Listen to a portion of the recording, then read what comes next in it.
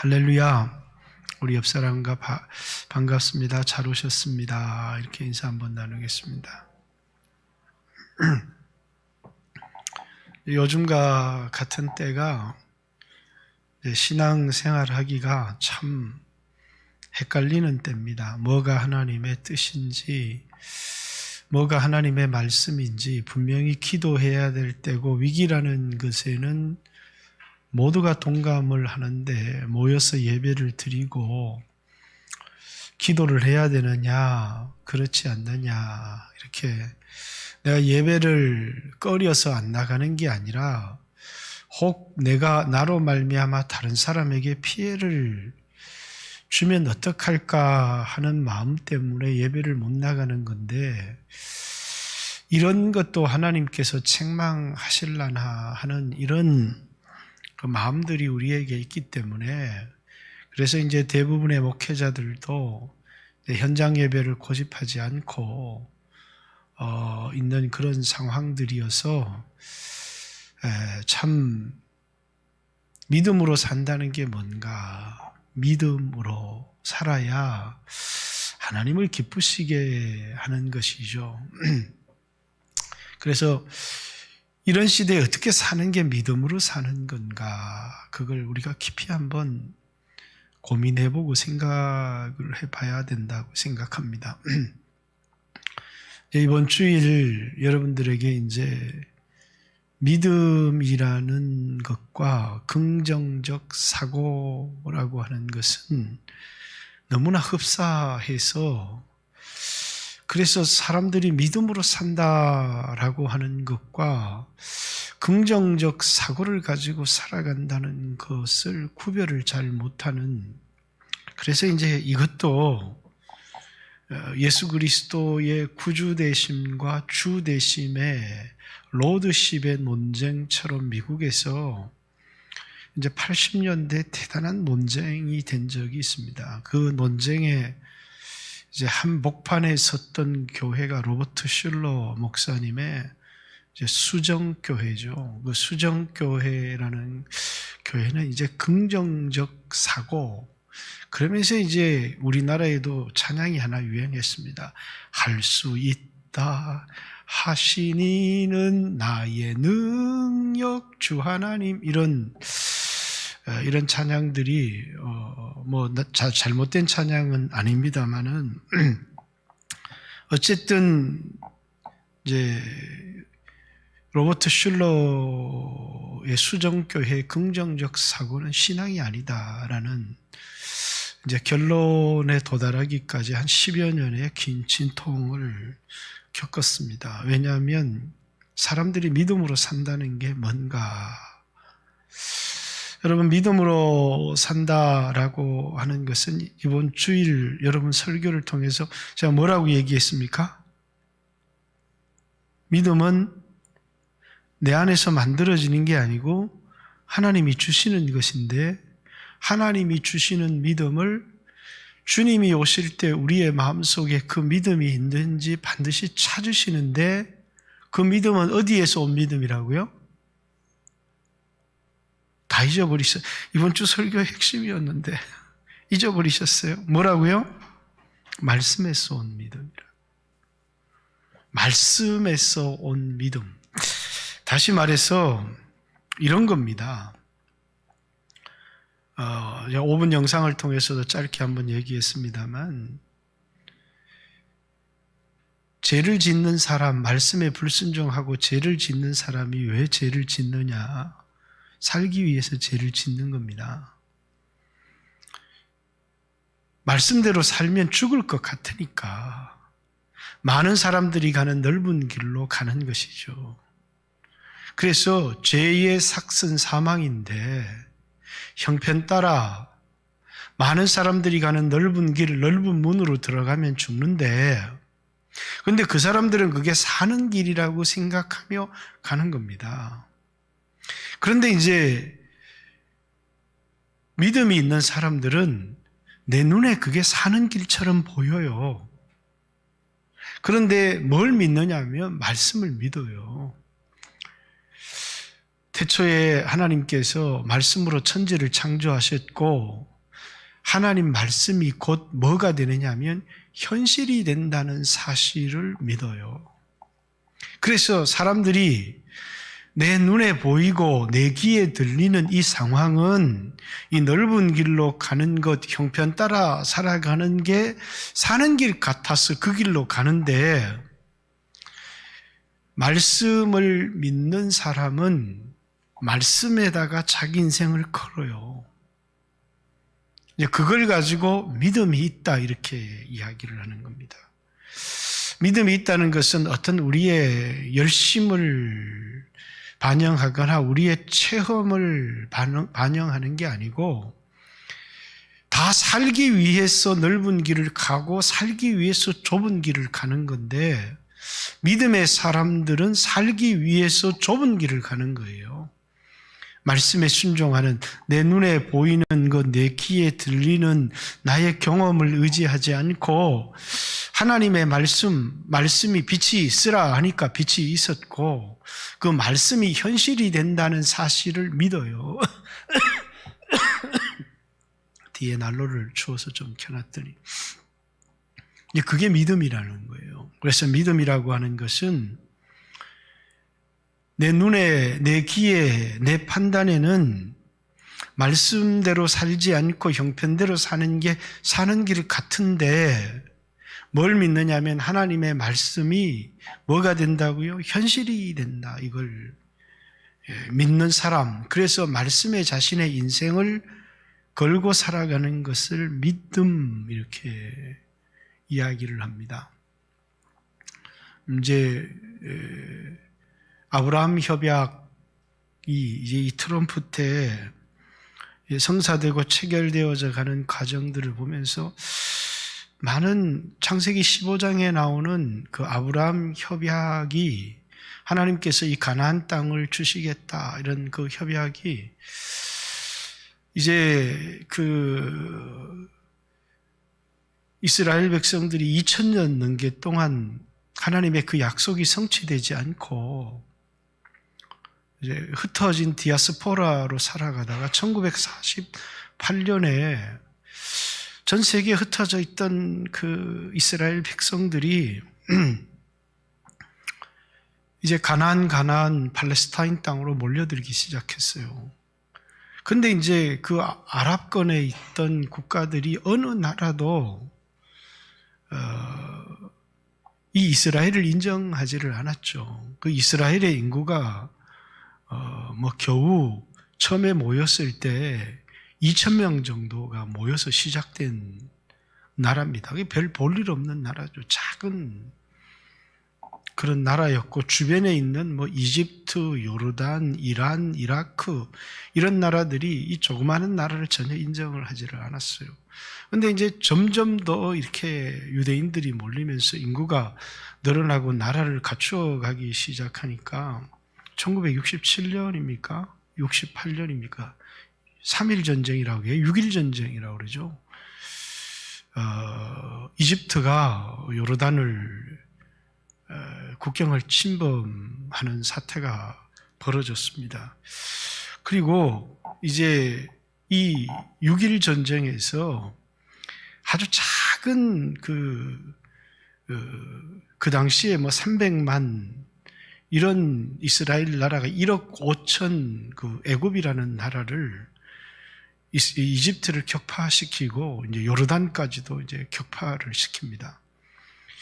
그러면서 이제 유엔에서 중재에 나서서 협약을 맺어라 이렇게 얘기를 하니까 그 주변 국가들이 이제 삼불 정책을 펼칩니다. 어떤 나라도 이스라엘을 인정하지 않겠다. 어떤 나라도 이스라엘과 협정을 맺지 않겠다. 또 어떤 나라도 이스라엘과 외교나 그 존재를 인정하지 않겠다 해서 이 팔레스타인뿐만 아니라 그 주변에 있는 중동 국가 어느 나라도 이스라엘을 나라로 인정하지 않기 때문에 어떤 나라도 협약하지 않고 어떤 나라도 평화협정을 맺지 않겠다고, 그래서 이렇게 결국은 실패합니다. 그런데 이것이 이제 그 70년대 전쟁이 또 일어나면서 요르단과의 전쟁에서 또 승리를 하면서 그때도 이제 절대로 이 이스라엘과 협약을 맺지 않으려고 했는데 처음으로 협약을 맺은 나라가 이집트입니다.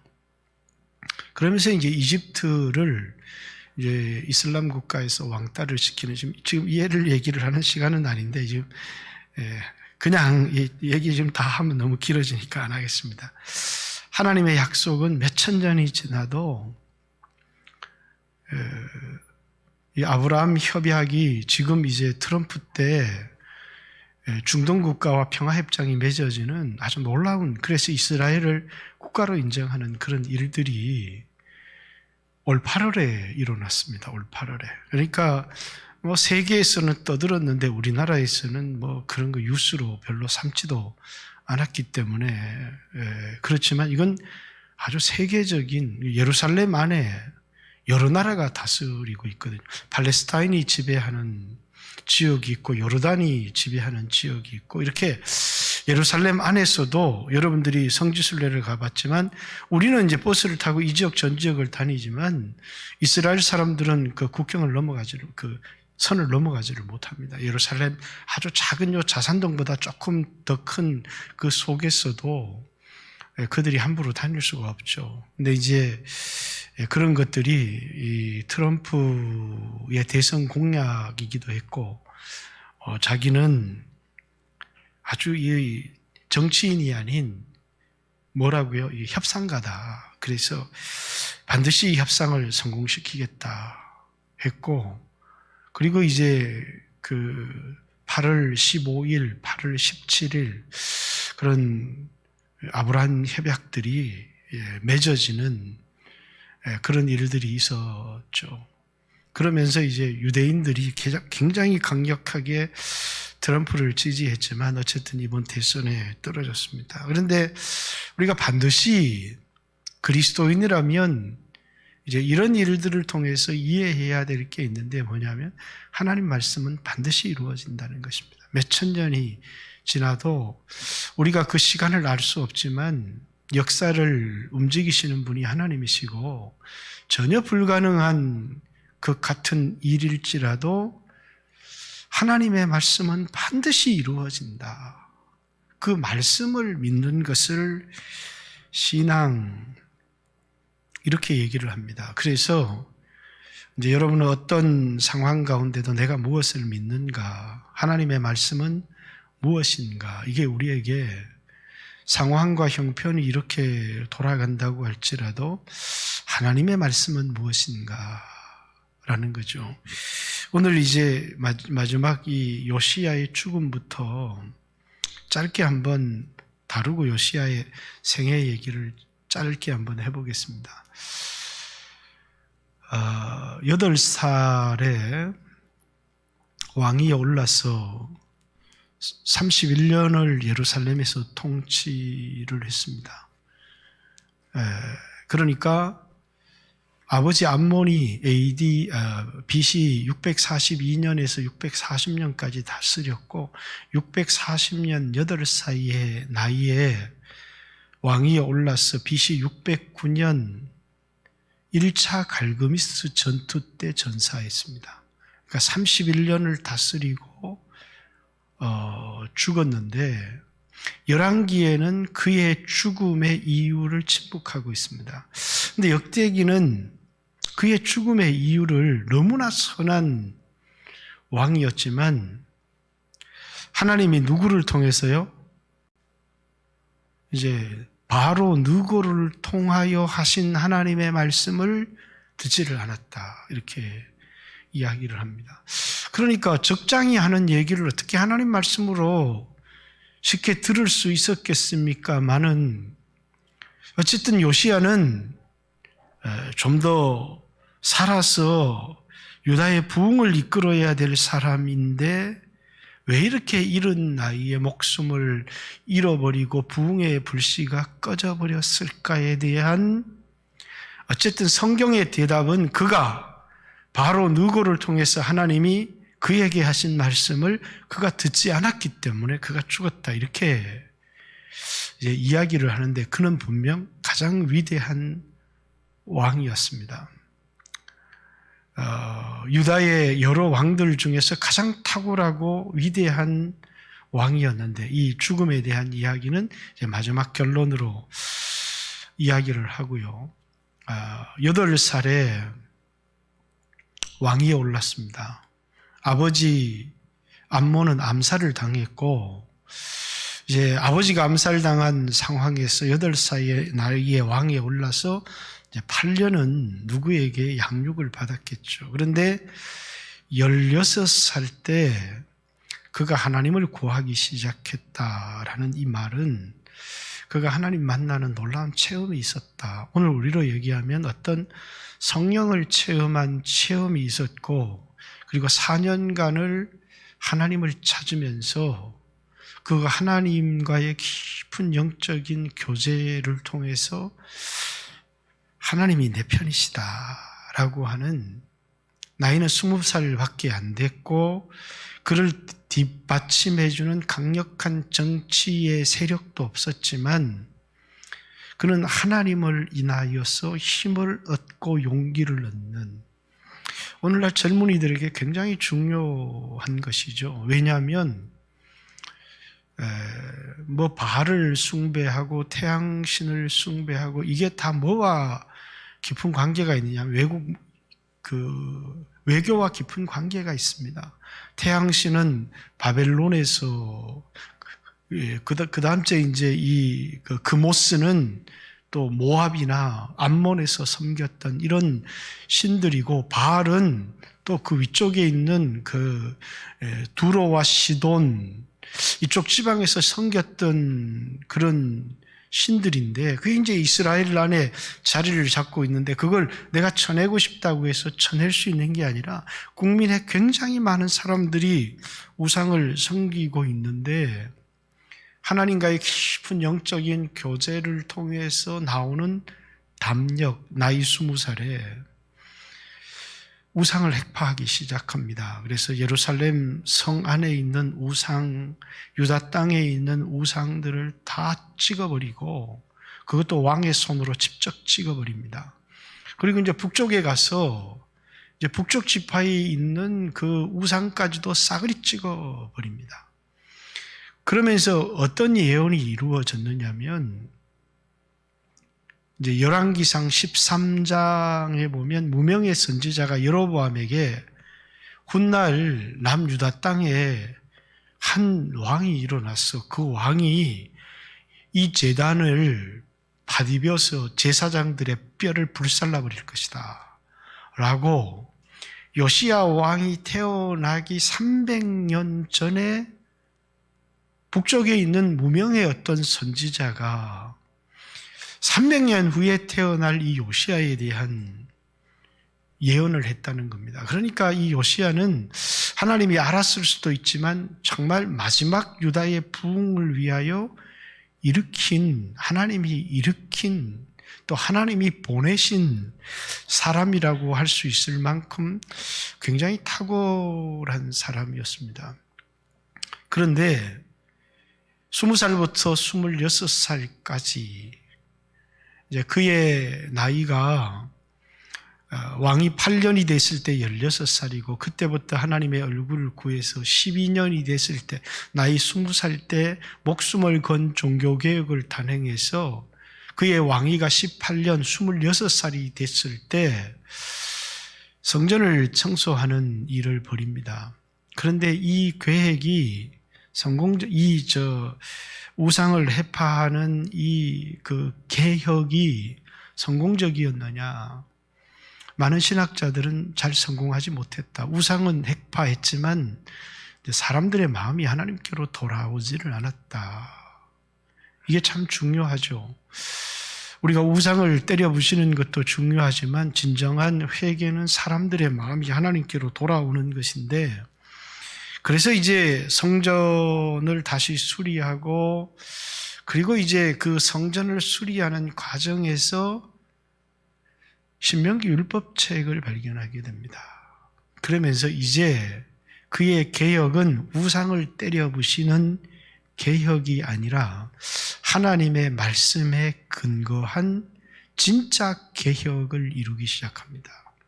자, 율법의 말씀을 발견하고 그것을 읽으면서 자신의 옷을 찢고 하나님 앞에 웁니다. 왜냐하면 그 율법의 말씀에 의하면 그 율법은 뭐냐면 율법이 뭐예요? 언약서예요. 언약서. 하나님과의 언약에 의하면 자신들은 이 땅에서 쫓겨날 수밖에 없는 짓들을 너무 많이 한 겁니다. 다시 말해서 그 언약의 핵심은 뭐냐면 신명기 6장에도 나와 있지만 너희 하나님 여호와를 이제 유일하신 하나님으로 섬기고 사랑하라는 것이고, 그래서 너희 하나님 여호와는 유일하신 여호와시니 너희는 마음을 다해 뜻을 다해 주 너희의 하나님을 사랑해라. 이게 이제 그들이 말하는 이마에도 붙이고 손목에도 붙이고 대문에도 붙이는 쉐마의 말씀이에요. 이스라엘 백성들이 가장 중요하게 생각하는 말씀. 너희 하나님 여호와는 유일하신 여호와시니 너는 마음을 다해 뜻을 다해 힘을 다해 주 너희 하나님을 사랑하라. 쉐마의 말씀이라고 합니다. 들으라 이스라엘아 하면서 하나님이 주신 말씀인데, 그런데 이제 이 말씀을 누구에게 가르치느냐 하면 자녀들에게 부지런히 가르쳐서 길을 걸을 때, 밥을 먹을 때, 누울 때든지 그걸 자녀들에게 부지런히 가르쳐서 너희 자녀들이 이 하나님을 사랑하고 섬길 수 있도록, 만약에 너희가 너희 하나님 여호와를 그렇게 섬기면 이 땅에서 너희가 쫓겨나지 않고 장구히 살게 될 것이고, 뿐만 아니라 파지 않은 우물, 심지 않은 과실, 짓지 않은 집, 건축하지 않은 성읍에서 풍성한 삶을 살게 될 것이다. 이게 계약이에요. 그런데 만약에 너희가 그 하나님을 잊어버리고 이 가나안 땅에 있는 우상들을 섬기게 되면 너희 하나님 여호와는 어떤 하나님요? 소멸의 불, 질투하시는 여호와, 이렇게 그 하나님을 소멸하시는 불 또는 질투하시는 여호와신즉 이 땅에서의 너희의 삶이 장구하지 못하리라는 언약서입니다. 언약서. 그러니까 그 언약의 기초에서 보니까 자신들은 이 땅에서 쫓겨날 수밖에 없는 그런 사람들입니다. 그래서 이 말씀을 가지고 여선지자 훌다에게 묻습니다.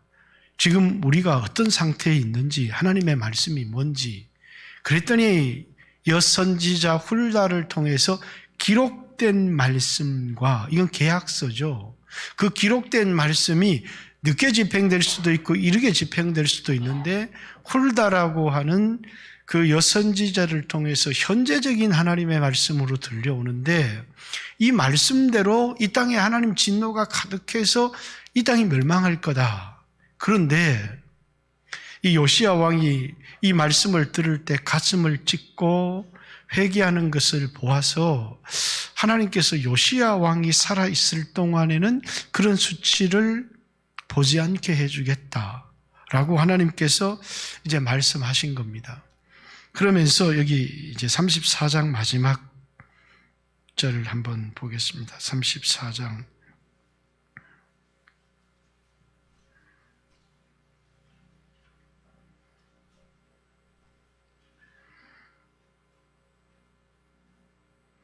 (32절) 예루살렘과 베냐민에 있는 자들이 다 여기에 참여하게 하매 예루살렘 주민이 하나님 곧 그의 조상들의 하나님의 언약을 따르니라.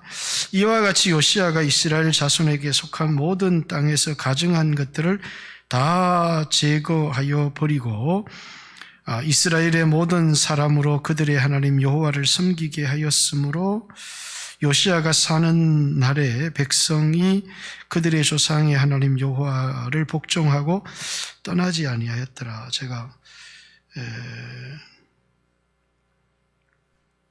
31절에 왕이 자기 처소에 있어서 여호와 앞에서 언약을 세우되 마음을 다하고 목숨을 다하여 여호와를 순종하고 그의 계명과 법도와 율례를 지켜 이 책에 기록된 언약의 말씀을 이루리라. 이게 요시야의 결심이죠. 이 율법책을, 언약을 지켰어.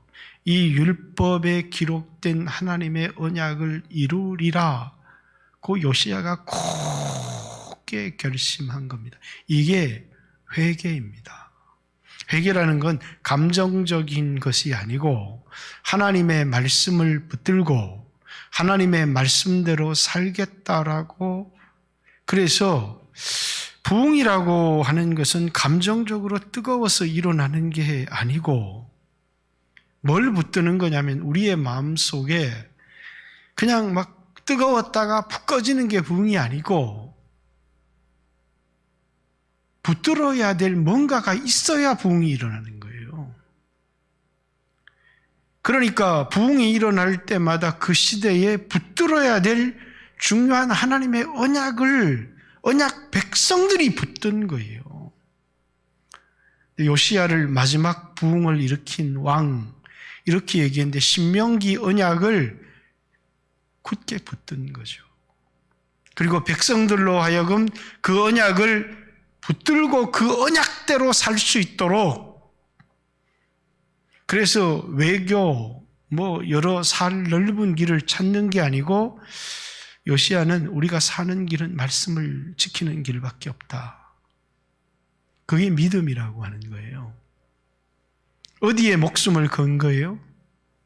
하나님과의 언약을 믿고 그 언약에 목숨을 걸고 살아가는 걸 믿음, 이렇게 이야기를 하는 거예요. 그래서 35장에 유월절의 잔치를 통해서도 이제 뭘 하게 하느냐면 그들로 하여금 그들이 누구인지. 그래서 이제 이 35장에 가면 유월절의 잔치가 나오는데, 유월절은 여러분과 제가 꼭 기억해야 되는 거, 우리에게도 유월절이 있잖아요. 그죠? 1월 14일 날 지키는 것이 그들의 유월절인데, 이 유월절은 뭘 기억하기 위해서냐면 애굽 땅 종되었던 것에서 그들을 인도하여 내신 여호와. 그들은 유월절을 오랫동안 지키지를 않았어요. 그런데 신명기서 말씀에 계속해서 뭡니까? 너희는 너희를 애굽 땅 종되었던 것에서 너희를 인도하여 내신 여호와를 잊지 말라는 것입니다. 그걸 기억하는 절기가 뭐냐면 유월절이에요. 그런데 이 유월절은 누가 지켰냐면 히스기야 왕 때 지켜지고, 오랫동안 그들이 여호와를 섬기는 신앙을 가지고 있어도 그들의 정체성, 애굽 땅에서 잘되고 세상에서 잘되고 세상 사람들과 같이 어울려서 살다 보니까 그냥 세상 사람들보다 내가 편안하고 잘 사는 게 복이라고 생각하지, 그들이 누구고 그들이 어떻게 살아야 될 사람들인지 그걸 잊어버리는 겁니다. 그러나 이 유월절을 통해서 그들을 애굽 땅 종되었던 곳에서 그들을 인도하여 내신 여호와를 기억하면서 자신들이 누군지, 자신의 사명이 무엇인지, 어떻게 살아야 되는지, 자신의 정체성을 기억하는. 그렇죠. 우리 교회도 마찬가지입니다. 내가 구원을 얻은 것이 예수 그리스도의 은혜, 그 은혜가 우리를 세상에서 우리를 건져서 하나님 나라로 옮겼다. 그래서 이제 2, 3주 후면 설교하게 될 텐데, 에녹이라는 사람, 하나님께서 뭡니까? 옮기셨다, 옮기셨다, 옮기셨다를 반복하죠. 그렇듯이 우리를 어둠의 권세에서 건져내어 하나님의 빛의 아들의 나라로 옮기셨느니라. 이렇게 하나님께서 우리를 이 세상에서 잘 되는 사람이 아니라 우리를 이 땅에서는 나그네처럼 살아가는 사람이요, 우리에게 주신 것은 이 애굽에서의 풍성한 삶이 아니라 젖과 꿀이 흐르는 가나안 땅을 우리에게 약속하셨고, 여러분과 저에게는 영원한 생명을 약속하셨습니다. TV 드라마나 다큐멘터리나 이런 걸 보면 가끔씩 가슴이 아픈 게, 부부가 살다가 병들어 죽기도 하고 늙어서 죽기도 하고, 근데 이제 그런 드라마를 이렇게 보고 있으면 참 공감이 가는데, 또 한 구석에 참 나는 다행이다 이런 생각을 해요. 왜냐하면 우리에게는 무슨 약속이 있기 때문에요. 늙어서 죽는 게 끝이 아니고, 여러분과 저에게 하나님이 약속하신 게 영원한 생명에 대한, 늙는다는 것이 육체가 전부라면 그거보다 서러운 게 없어요. 그런데 영원한 생명을 약속하셨거든요. 그런데 이 유월절이라고 하는 이 절기가 그들에게 그들이 누구이고 이 땅에서 그들은 어떻게 살아야 되고, 그리고 그들의 삶의 목적은 무엇인지를 가르쳐주는 중요한 자신의 정체성을 일깨워주는 절기입니다. 그래서 부흥이 일어날 때마다 그들은 다시 그들의 정체성을 인식하기 시작해. 히스기야 왕 때, 요시야 왕 때, 그리고 뭡니까? 이제 이 역대기를 쓴 에스라에 의한 느헤미야 8장의 부흥이 일어나죠. 그리고 난 다음에 그들이 지킨 게 뭡니까? 유월절이잖아요. 그러면서 그들에게 뭡니까? 여호와를 기뻐하는 것이 너희의 힘이기 때문에 지난날 불순종했던 걸 슬퍼하지 마라. 여호와를 기뻐하는 것이 너희의 힘이니라. 그러면서 그날을 즐거워하게 하고, 그리고 왕이 음식을 베풀어서 백성들에게 나누어주는 느헤미야 이제 9장, 이런 10장의 부흥들, 그게 다 뭐와 연결이 돼 있어요? 유월절이죠. 유월절. 여러분, 오늘 교회도 마찬가지입니다. 십자가의 은혜를 잊어버리면, 그리고 그 십자가의 그 구속의 사건이 우리에게 이룬 일이 무엇인지를 잊어버리면, 세상에 살면서 우리의 신앙의 목적이 뭐냐면, 이 세상에서 남들보다 좋은 대학 들어가고, 이 세상에서 남들보다 돈 많이 벌고, 이 세상에서 병들지 않고 편안하게 사는 게 신앙의 목적으로 변질돼 버려요. 종교로. 그럼 그것이 뭐냐면 그것이 끝이 나는 거예요. 그렇기 때문에 사람들은 세상에 잘 되기 위해서 하나님을 섬기기는 하지만, 믿음으로 주님 뜻대로 하나님 백성으로 살기 위해서 희생을 하거나 목숨을 버리거나 이런 역사는 없어져 버리는 거예요. 기독교에 뭐가 없어요? 약속을 붙들고 순교하는 역사가 없어져 버려요.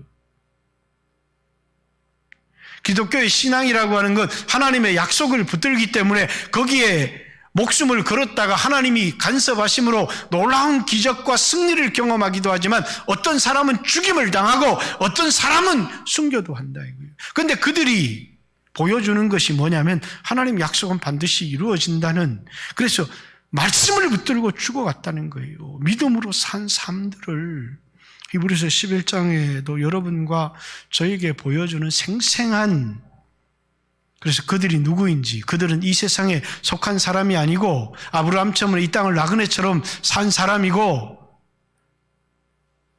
잠시 가나안 땅에 사는 것이 목적이 아니라 하늘에 있는 더 낫고 영구한 산업들을 바라보며 살아갔던 그들의 정체성을 분명히 보여주는 것이죠. 유월절은 바로 그런 것입니다. 그들이 누구인지, 그들이 어떻게 살아야 되는지, 그들의 존재 목적이 무엇인지를 일깨워주는 것이 유월절이에요. 그래서 요시야는 유월절을 통해서 이제 먼저는 이 유월절 절기를 지키면서 지성소에 있는 하나님 법궤를 절대로 그걸 움직이지 말라 이렇게 얘기를 해요. 아마 그들은 그들의 편리를 따라 법궤를 메고 이곳저곳을 움직이고 다녔던 것 같아요. 근데 그걸 움직이지 말고, 그리고 그 말씀, 하나님이 중심이 되어서 너희 삶들을 움직이라는 거예요. 너희 형편에 하나님 말씀을 맞추고 법궤를 맞추지 말고, 법궤를 움직이지 말고 굳게 두고 너희 삶을 거기에 맞추라, 이렇게 얘기합니다. 제사장들, 다윗 시대 때 철저한, 이제 모세 때는 법궤를 움직이니까 이제 그 법궤를 메는 고핫 자손, 게르손, 무라리 자손들이 이 법궤를 옮겨 다니면서 어떤 사람들은 텐트를 가지고 다니고 어떤 고핫 자손들은 법궤를 메고 무라리 자손들은 그 성전의 기물들을 움직이고 이렇게 했었는데, 다윗 시대 이제 이 법궤가 옮겨지지 않아요. 그러니까 법궤를 고정시켜 놓게 하고 이제 제사장들의 반열을 나누어서 와서 그곳에서 계속해서 제사하게 하고 하나님을 섬기는 그 규례를 다윗 시대 때 정립을 시켜 놓았습니다. 그런데 그것을 요시야 때 다시 재정립하는 겁니다. 반열과 반차를 따라서 법궤는 움직이지 말고 제사장들이 나와서 그것을 섬길 수 있도록, 그래서 다윗의 규례를 확실하게 지키도록 만들어져요. 왜냐하면 우리의 형편을 따라서, 우리의 사정을 따라서 하나님을 바꾸고 법궤를 옮겨 다니는 신앙이 아니고 고정시켜두고, 그리고 모든 백성들이 하나님의 말씀에 맞추어서 살아갈 수 있도록 하는 삶을 살아가고, 그리고 이제 그날 그가 하나님 앞에 내어놓은, 유월절을 위해서 내어놓은 게 양과 염소가 3만 마리고 소가 3천 마리를 내어놓아서 어마어마한 번제로 하나님을 기쁘시게 하죠. 어떤 사람들이 이렇게 얘기합니다. 백성들이 워낙 가난해서 내놓을 게 없어서 왕이 다 내어놓은 거다. 이제 그게 아닙니다. 이번 주일도 이제 그 예배에 대한 이 가인과 아벨의 예배 얘기할 때 설명을 하겠지만, 은혜를 받는 순간 하나님께 제물을 드리는 것은 은혜를 받은 사람이 기쁨으로 내어놓는 거예요. 그러니까 아깝지가 않은 거예요. 이게 인색하잖아요. 그럼 그게 뭐냐면 내 마음에 은혜가 적다는 거예요. 근데 하나님께 드리는데 너무너무 기쁘고 이게 내 삶의 목적인 것 같아요. 은혜 받은 사람의 특징이죠. 그러니까 요시야가 어마어마한 은혜를 받고 하나님 앞에 어마어마한 그 재물을 내어놓은 이제 그런 것입니다. 그래서 이 유월절의 절기를 지키고, 그리고 요시야 이후에 네 왕이 일어나지만 20년도 안 돼서 609년에 요시야가 죽고 587년, 채 20년 조금 넘어서 망하게 됩니다. 그런데 이 유월절을 지켰던 사람들이 바벨론 포로에 끌려가서도 유월절을 지키고, 그들이 돌아와서도 유월절을 지키면서 이 유월절이 유대인 공동체의 중심이 되어지기 시작합니다. 그러니까 굉장히 중요한 거죠.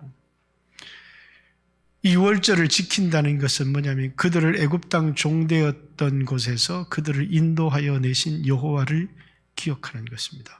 율법을 쓸 때 너희 하나님 여호와는 너희를 애굽 땅 종되었던 곳에서 너희를 인도하여 내신 여호와께서 그들에게 주신 계명 앞에 그게 딱 붙어 있는 겁니다.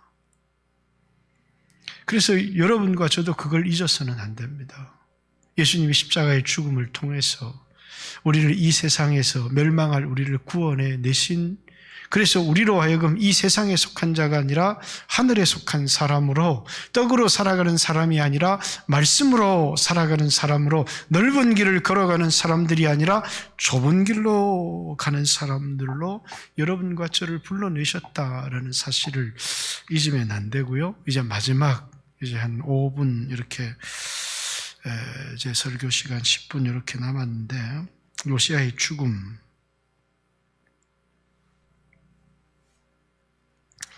이제 여기 20절부터 나와 있죠. 35장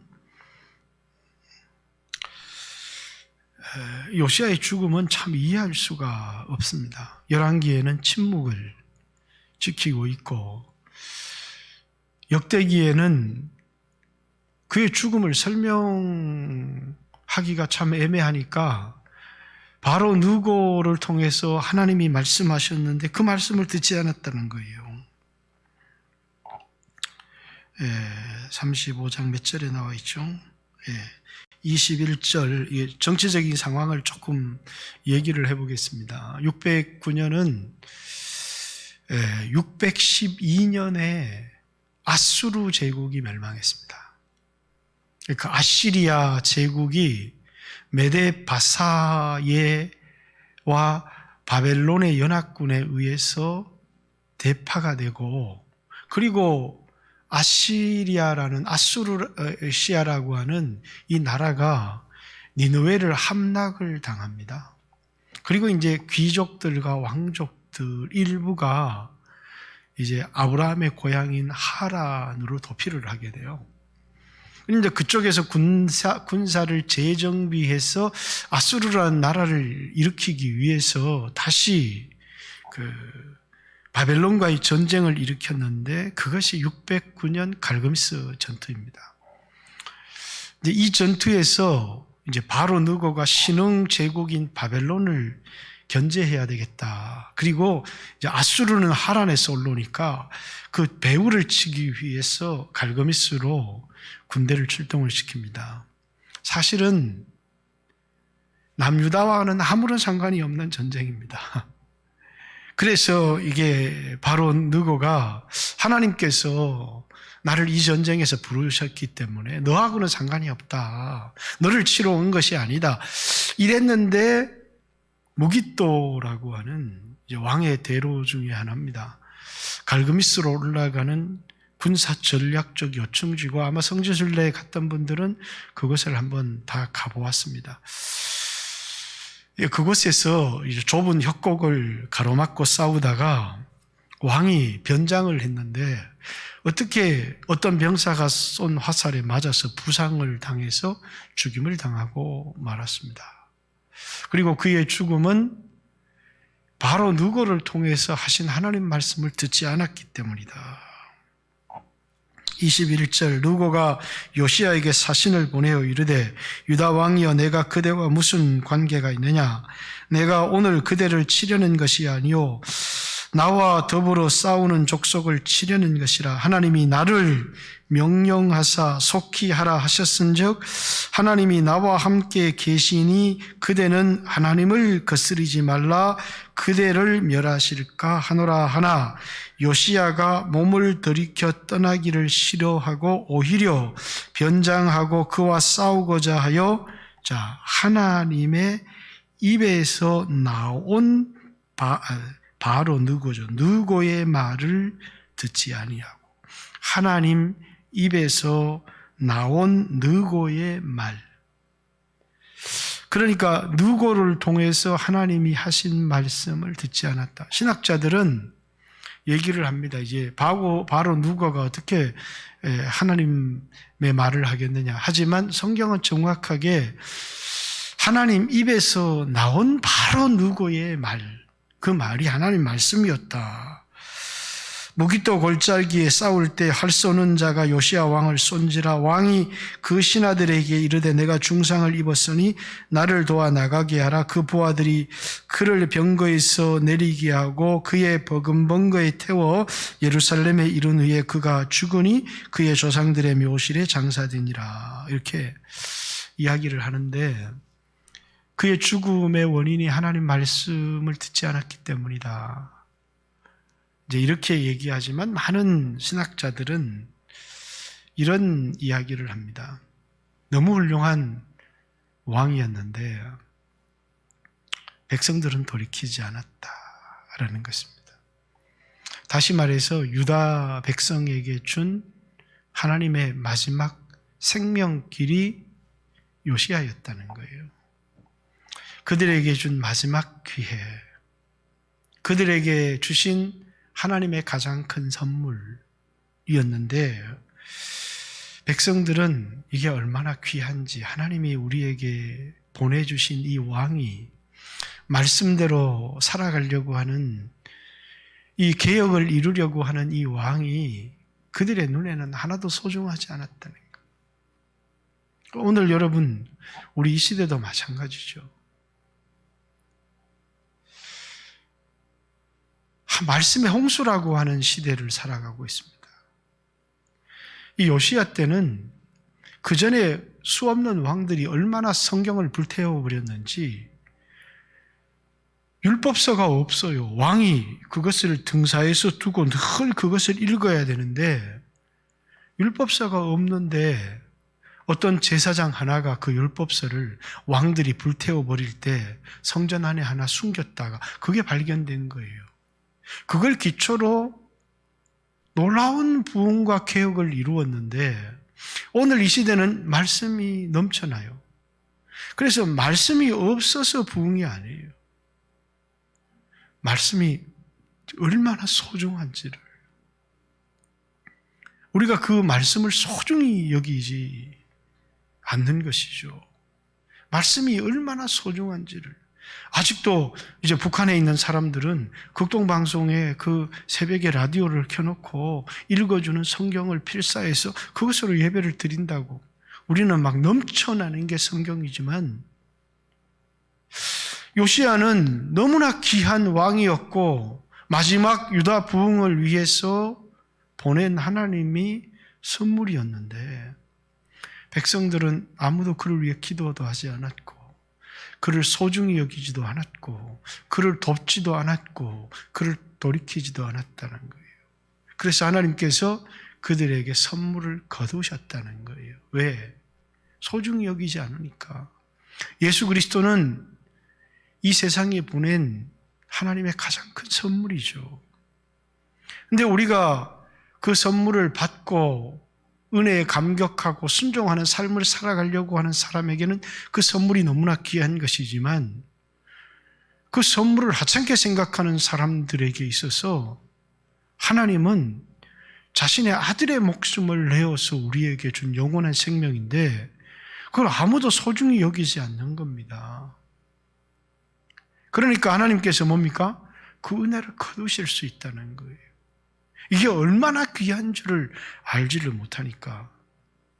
좋은 지도자는 하나님이 그 시대에 주신 가장 큰 선물이라는 거예요. 그런데 그 시대가 그 좋은 지도자의 가치를 알아보지를 못하고 따르지도 않고 마음으로 돌이키지도 않고 요시야를 거두면 그 땅에 멸망이 오는 겁니다. 왜? 하나님께서 hil기야라고 하는 대제사장이 훌다라고 하는 여선지자를 통해서 들은 말씀이 누가 있을 때 이 땅에 소망이 있느냐면 요시야가 있을 때까지 하나님이 이 땅을 지켜주시고 그를 통해서 백성들이 변화되어지고 부흥이 일어나면 다시 소망이 있는 것이죠. 그런데 요시야 스스로도 자신의 목숨을 자신이 얼마나 귀한 존재인지 몰랐을 수도 있지만 하나님께서 너무나 귀한 종을 그 시대의 마지막 부흥을 위해 보내주셨는데 백성들은 그것에 대하여 소중히 여기지 알지를 못했다라는 것입니다. 은혜는 너무나 큰 겁니다. 그런데 그 은혜가 얼마나 소중한지를 알지를 못하면 사람들은 너무나 쉽게 그걸 잃어버리고 놓쳐버리기 쉬워요. 예배라고 하는 것 너무너무 귀한 겁니다. 기도라고 하는 것 너무너무 귀한 겁니다. 그런데 뭐라고요? 내가 드리고 싶으면 얼마든지 드릴 수 있는 것인데 그래서 그것을 하찮게 여기고 소중히 여기지 않게 되면 우린 그것을 빼앗기게 되는 거예요. 왜 마스크 잘 끼고 왜 우리가 방역 좀 철저하게 하자 이렇게 얘기를 하냐면 예배를 지키려고 그러는 거예요. 예배를 지켜야 될 거 아닙니까? 이 소중한 예배를 지켜내야 되는 것이기 때문에. 근데 이제 가끔씩 이 교회들이 이런 시국에 모여서 음식 먹고 막 이렇게 했다는 이야기를 들으면 제 입으로 교회의 험담은 못하겠어요. 그렇지만 너무 우리가 지켜야 될 이 소중한 것들을 너무나 쉽게 포기해버리는, 도리어 그게 막 자기들은 예배를 지키는 것 같고 대단한 것 같지만, 예배를 지키려고 하면, 우리가 은혜를 지켜나가려고 하면 방역수칙도 잘 지켜야 우리 예배를 지킬 수 있는 거예요. 그러다가 어쩔 수 없는 경우는, 하나님이 어쩔 수 없이 당하게 하는 경우는 그건 어쩔 수 없는 일입니다. 어쩔 수 없는 일이지만 우리가 뭘 지키려고 이렇게 몸부림치는 거냐면, 예배를 지키려고, 특별히 현장 예배를 지키려고 몸부림치는, 만약에 그렇게 하지 않을 것 같으면 그냥 영상으로 예배드리고, 그럼 영상으로 예배드리면 사람들이 정말 기도하느냐? 그렇지 못하거든요. 영상으로 자기 스스로의 진앙을 지킬 수 있는 사람이 소수가 있을지 모르겠어요. 그러나 대부분은 그렇지 못합니다. 그렇기 때문에 이 예배를 지켜나가는 건 우리에게 너무나 소중한 거고, 저도 매일매일 확진자 수를 이렇게 봅니다. 특별히 경남에 봅니다. 그죠? 오늘은 40몇 명, 1명인가 이렇게. 하루 확진자가 30명이 넘어지면 우리도 단계가 2.5단계로 나올 수 있습니다. 크리스마스를 앞두고 하나님 앞에 드려야 될 경배와 찬양을 드릴 수가 없고, 우리가 예배를 드릴 수 없다는 사실은 우리의 마음을 얼마나 안타깝게 하는지 모릅니다. 물론 우리 가족들 모여서 우리 가족 예배 드릴 수 있겠죠. 그러나 대부분의 사람들은, 하나님이 왜 주의 종을 세웠습니까? 왜냐하면 그 시대를 향해서 말씀을 전하고 증거하라고 하나님이 세운 거거든요. 그러나 아무나 그냥 큐티하고 예배 드렸습니다, 성경 한 구절 읽고 예배 드렸습니다, 그렇게 할 수 있으면 이 땅에 주의 종들이 필요 없고 제사장도 필요 없고 아무도 필요가 없죠.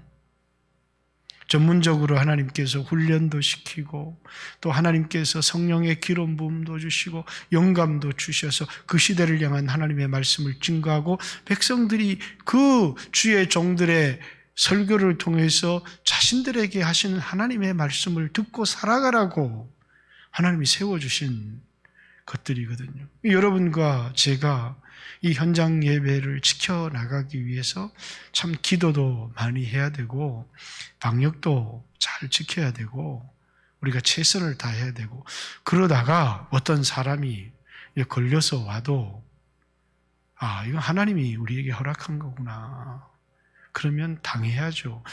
왜 쓸데없이 돌아다니다가 코로나에 걸려서 이렇게 비난을 해서는 안 된다는 거예요.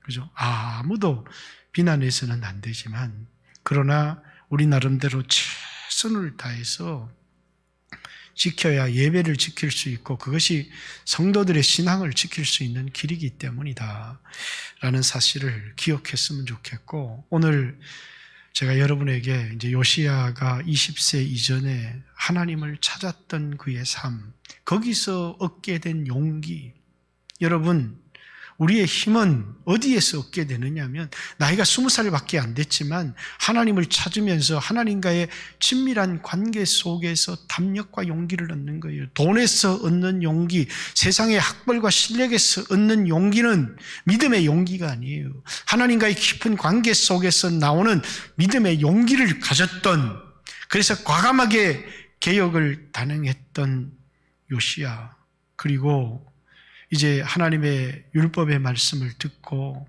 그 율법의 말씀대로 철저히 언약을 새롭게 했던, 언약을 이루려 함이라 그러면서 철저히 믿음의 삶을 뭡니까?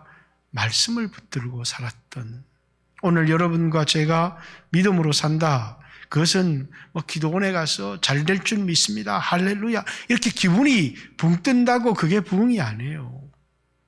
성경 어디에도 그런 부흥이 잘, 사람들을 막 기분을 붕붕 뜨게 할 수 있지만, 신앙이라고 하는 건 붙들 수 있는 확실한 게 있어야 돼요. 뭘 붙드느냐는 거죠. 뭘 붙들어요?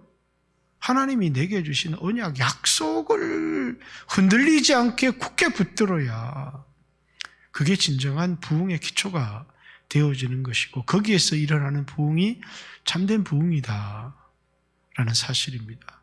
그리고 세 번째, 요시아가 하나님 말씀을 듣지 않아서 죽었다 이렇게 기록하고 있지만 이제 많은 사람들은 그 시대가 정말 위대한 종을 소중하게 생각하지 않았다 이렇게 이야기를 합니다. 오늘 이 시대가 하나님의 말씀을 홍수처럼 들려오는 하나님의 말씀을 소중히 여기지 않고 그 말씀으로 내 마음을 한번 기쁘게 해봐. 그래서 그 말씀을 듣고 위로를 받고 마음이 좀 기쁘면 오늘 설교 은혜 받았다고, 목사 설교 좋았다고 자기의 마음을 위로하는 정도의 그 말씀을 소중하게 붙들지 않는다면 아무런 소용이 없는 것입니다. 결국은 우리가 말씀을 붙들 때 어느 한순간 말씀이 우리를 사로잡기 시작하고 그래서 말씀에 이끌려서 살아가는 삶을 살게 됩니다. 그것을 부흥이다 이렇게 얘기합니다. 그렇듯이 여러분과 저도 오늘 이 시대 가운데 하나님 말씀, 우리에게 주신 약속,